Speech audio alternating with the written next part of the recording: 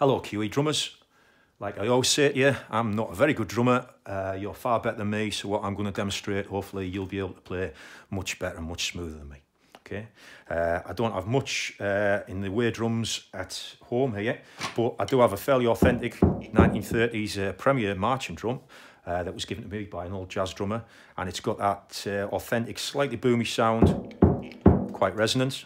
That's the sort of sound you would have heard on early jazz records, the kick drum having quite a bit of a resonance to it, not that dull thud kick sound you get on rock and pop records. Okay. Most of what I'm going to be doing is demonstrating just with the kick and the snare, because remember in New Orleans, these are musicians on the move in parades, and there would have been two different musicians, a musician who's playing the kick drum, perhaps with a bit of a cymbal attached, and a separate drummer on the snare drum marching down the street.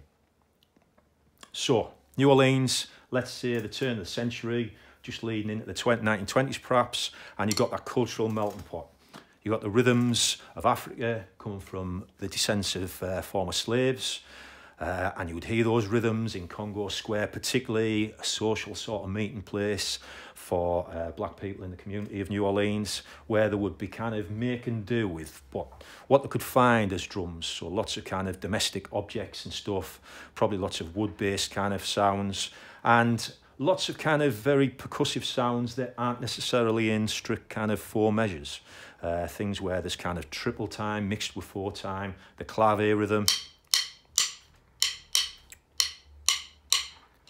might have been at the heart of it, and it wouldn't be unusual to perhaps hear some sort of percussive thing again played fairly poorly by me. Perhaps you can do better. Something that eventually became known as the shimmy beat, a wood rim-based rhythm, something a bit like this.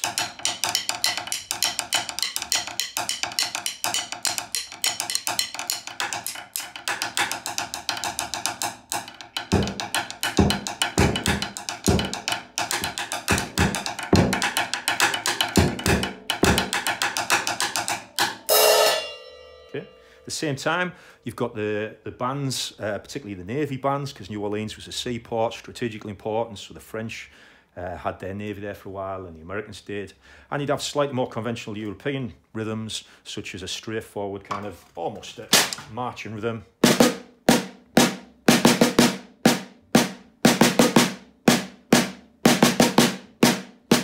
What we've got there is just a bar of 4 with a triplet at the end, a little Rattler McHugh. Perhaps you can play that better than me with a little roll on the R of the Rattler McHugh or a Rattler McHugh. I need to practice that myself. And imagine, therefore, you've got that kind of moment where the two cultures clash. Perhaps at some point, one of a black musician gets hold of a snare drum. For the first time, they play that rhythm. But on a triplet, they perhaps don't play the full triplet. They perhaps just play the first and the last beat of the triplet to get that.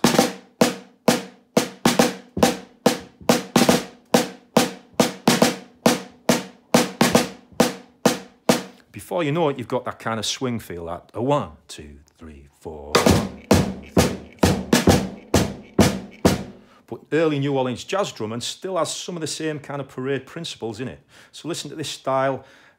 It's best with sticks because you want that little bounce off the sticks. You want quite a loose grip, but it's basically something a bit like this.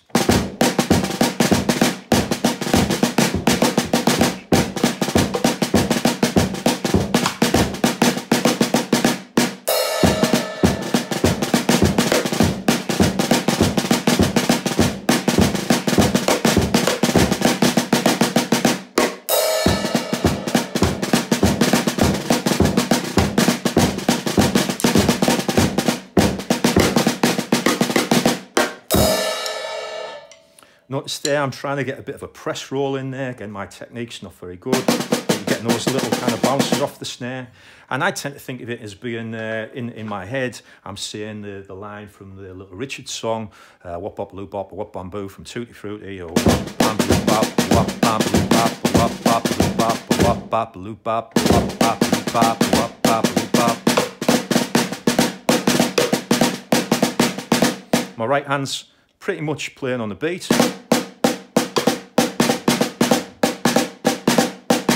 And my left hand's doing the little syncopations to get that kind of jazzy syncopated feel.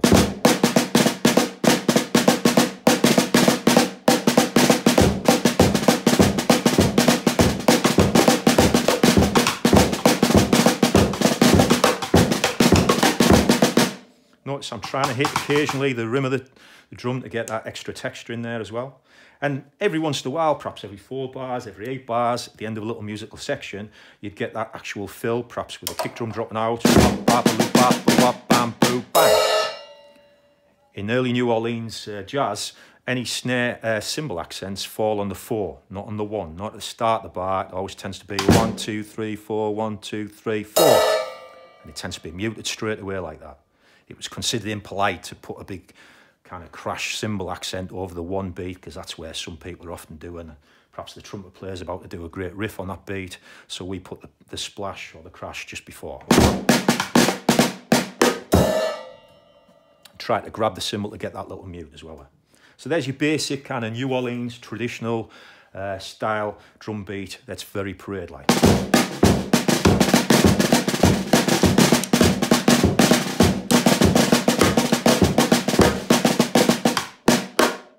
Okay, now those drummers, eventually a lot of them left New Orleans and moved north to Chicago. There was a change in the law which meant some of the kind of red light district parts of New Orleans shut down that were profitable places for musicians to play in, and generally there was better pay in Chicago, so it made more sense for musicians to move there. Lots more money. This is right around about the era of Prohibition as well, so there's a massive boom in speakeasy bars for people to play in. You're now perhaps indoors. Can't be banging hell out of things with sticks on the drum, particularly because it's going to drown out instruments like the piano that aren't particularly loud, and the double bass that's coming in around about this time too. Trumpets are going to be heard above that, like they were in parades, but not those subtler kind of other rhythm instruments. So some drummers realised that something had been invented for a different purpose. Fly swatters, something a bit like this had been painted in the 1920s. They didn't take on too much as fly swatters, but drummers realised they could use them to get a much softer attack. Now, the music starts to get a little bit sweeter in Chicago as well, because sometimes it's being performed for white people whose ears aren't yet accustomed to the hot jazz of New Orleans. So drummers are adopting a slightly kind of softer approach and made better use of the brushes. It's a little technique now I want to try and demonstrate for you, and again, I'm sure you'll do it better. And basically what we're going to do is we're going to kind of hit the dum, the 1, 2, 3, 4. And 1, 2, 3, 4. So we're hitting the and 1, and for the rest of that bar, we're just kind of dragging the brush around in a sort of semicircle for the rest of the bar to create a texture and a sound more than anything else.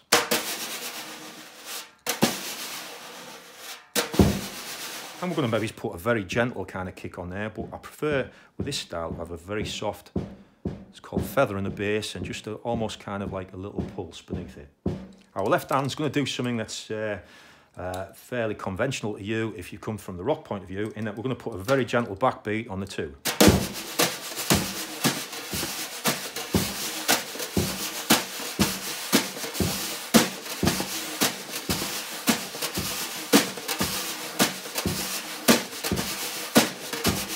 And again on the 2, we're maybe stroking, hitting the drum and stroking off the 2 just to create that kind of washy texture that was heard on these earlier kind of softer, sweet jazz records, and later on also in cool jazz as well. It's an important technique. So let's see if I can play that a little bit better. Here we go.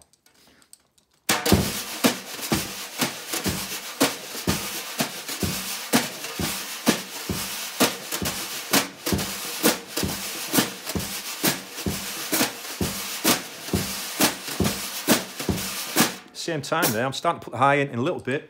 At one point, the hi-hat didn't exist. There was a thing called a low boy, which was much two smaller cymbals near the ground. And basically, you just hit the pedal and it would create a little, like 2 cymbals crashing together. I think round about the 1920s is when you start to get our slightly more conventional hi-hat coming in. That rhythm's particularly good at a fast tempo as well, because some of these tempos are still fast, just the dynamics of the music's a bit slow. So let me see if I can do that for you.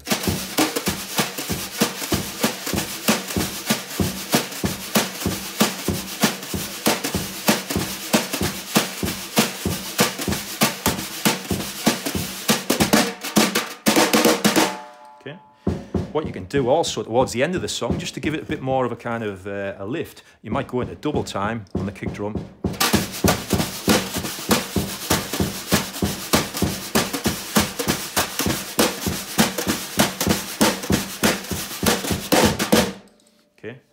again, your technique's probably much better than mine. So we got the softer kind of brush-based kind of swing rhythm. We've got the parade, heavier rhythm with the sticks, trying to get a bit of a press roll going on. So there's two jazz-based rhythms for you. Just before I finish, let's move into two slightly funkier rhythms that you might get as you're going into kind of the 1950s and 60s that are also New Orleans based. Remember we had the clave rhythm that we had before, and that comes back into fashion with artists like Bo Diddley in the 1950s, and you're getting a bit more of that sort of percussive, jungly sort of rhythm going on. Again, it's quite nice with the brushes, but let's, we've done this before in lessons, just remind yourself of it, okay? So it's basically...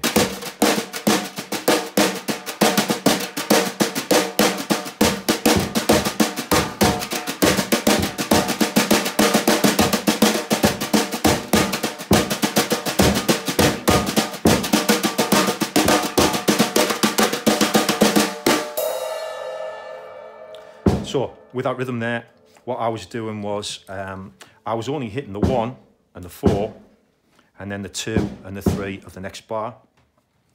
Partly because I'm not very good at playing the syncopation in the middle of the bar. Remember the middle beat of the clave, the 3 notes of the clave, falls between 2 and 3, and I just find that slightly awkward with the kick drum. I'll give it a go. Again, you can say I'm messing it up, so I'm just going for a simple 1, 4, 2, 3. Okay. The main part of the rhythm's coming from my right hand, but that middle beat of the 3 notes is being played with my left hand to create that syncopation.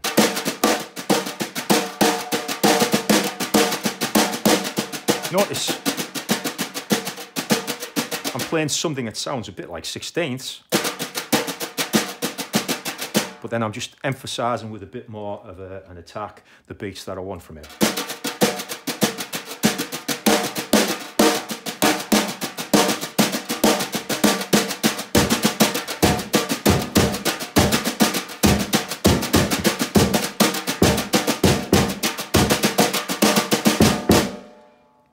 And the thing that's perhaps making it slightly funky is we wouldn't normally put a kick drum accent on beat 4. Sort of jerks the rhythm and gives us a slightly different feel from a normal 4/4 rhythm.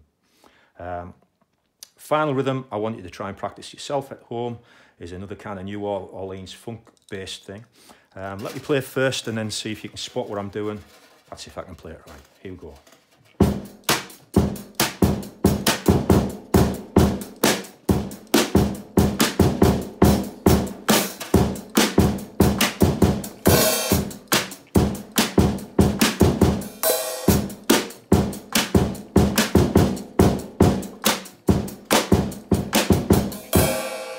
Okay.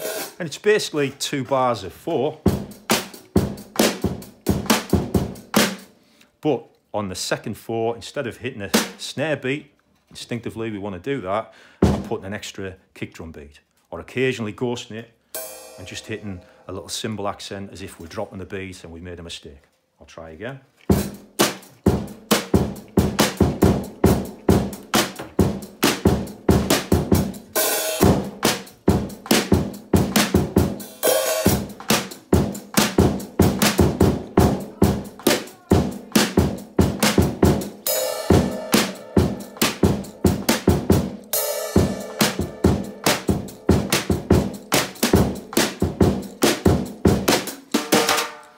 Rubbish fill at the end there. So have a go at doing that, where basically every second bar, instead of the conventional 4 on the snare, you put an extra beat on the kick drum.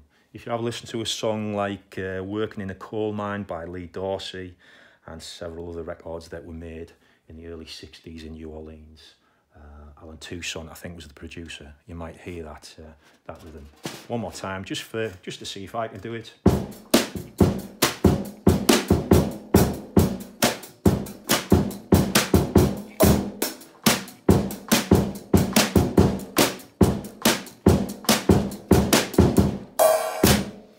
Okay, so there's 4 different rhythms. If you've got a drum kit at home, try and practice it as best as you can without annoying the neighbours too much. I'm going to stop there so I don't annoy my neighbours. partly because there's a drummer next door and he'll be thinking, who's playing those ridiculously rubbish drum rhythms? And if you haven't got a drum kit, surely you can fashion one by using household objects, very authentic, very Congo square. Just ask your mum's permission or your dad's permission before you take their prize pots and pans up into your bedroom to form a drum kit. Perhaps you could do it on a Thursday and take them outside and do the applause for the NHS with extra New Orleans style percussion. I'll be listening out for you. Cheers, bye.